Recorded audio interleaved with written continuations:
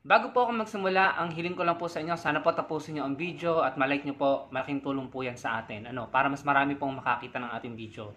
Sa akin pong palagay, nagsisimula na naman po ang mga DDS ng kanilang pang-iinsulto at pagkakalat ng kung ano-ano, no, para ma-mislead ang mga tao. Ito po yung post ni Mark Lopez. Sabi niya dyan, ang tigas talaga ng pagmumukha nitong epal na ito. Pati yung achievement ng kasalukuyang admin, gusto pa ma-hijack at angkinin. Palibhasa nga naman, endorser ng Super Ferry ang asawa, di ba?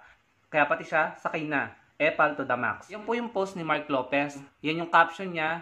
Nung shinare niya ang post ng Liberal Party na nagsasabing, malapit na nating maramdaman ang batas na isinulong ni Senator Kiko Pangilinan na naglalayong magbigay ng libreng wifi sa lahat ng pampublikong lugar sa bansa. Matapos aprobahan ng Department of Budget and Management o DBM ang 2.5 billion pondo para sa batas na ito. Si Senator Kiko Pangilinan, isang liberal ang pangunahing nagsulong nito sa Senado bilang principal author and co-sponsor ng batas na ito. Salamat, Senator Kiko. So, makikita nyo sa post ni Mark Lopez na iniinsulto niya si Senator Kiko habang shinare niya yung post ng Liberal Party. At sa pagkakaintindi ko sa post niya, pinalalabas niya na credit grabber si Senator Kiko. Ito daw ay achievement ng kasalukuyang admin na gusto pang i-hijack at angkinin ni Senator Kiko, no? Yan po yung sinabi niya habang shinare niya yung post ng Liberal Party na nagpapakita ng picture ni Senator Kiko na nagpapakita na si Senator Kiko ang principal author at co-sponsor ng naturang batas, no?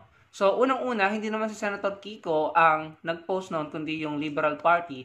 Pero ang tinitira niya at ang binabatikos niya ay si Senator Kiko. Binanggit na nga po ng LP na si Senator Kiko ang principal author and co-sponsor. Pero ang pinapalabas ni Mark Lopez ay hinijack at inaangkin ni Senator Kiko yung achievement na yon. Si Senator Kiko po ang principal author at co-sponsor. Uulitin natin, si Senator Kiko ang principal author at co-sponsor. So, hindi po nagki-credit grab si Senator Kiko at wala po siyang inaangkin, wala siyang hina-hijack. Taliwa sa sinasabi nito ni Mark Lopez dahil si Senator Kiko nga po ang principal author at co-sponsor. So, grabe no? Ganyan ang ugali ng mga yan. Oo. Unfortunately, marami pong nag-engage sa post niya. Umabot po ng halos 500 at nakakuha ito ng 8 shares. At the time na na-screenshot ko po yung post niya. Yung po naman post ng Liberal Party ay umabot lamang ng halos 300 reactions, 11 comments, and 36 shares. So, alam nyo, napaka-importante po talaga ng ginagawa natin na nagpo-pushback tayo at nire-reveal natin ang mga pinagagawa ng mga ito para yung mga kababayan po natin ay mamulat, no? Sa napaka-itim na estilo nila, no? Yun po yung aking opinion dyan. Akalain mo, i-insultihin mo si Senator Kiko at palalabasin mo na ng hijack at ng kay credit grab, no? Inaangkin ni Senator Kiko yung achievement na yon.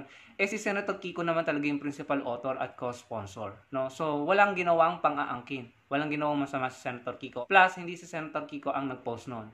Pero ito, kung makakuda, wagas. Ganun po yan eh. Ganun ang style yan kay Atty. Lenin noon. Kaya kung hindi tayo magpo-pushback, mangingibabaw na naman at baka mamayagpag ang kanilang mga narrative, no? At mahuhulman na naman po nila ang public opinion ng naaayon sa kanila, ng sumusuporta sa kanila, at sila na naman po ang mamamayagpag sa mga susunod na eleksyon. Kaya bago ako nag-umpisa, hiniling ko sa inyo na tapusin nyo ang video at mag-like kayo dahil malaking tulong po yan para mas maraming makakita ng ating video. So, napakalaking halaga po ng role nyo, yung inyong pagko-comment at pagla-like ng ating mga content dahil nakakatulong po yan para mas maraming makakita ang mga Pilipino. Maraming pong salamat. Sana po i-like nyo at makapag-comment kayo sa content natin. At magkita-kita tayo sa susunod kong video. Salamat po.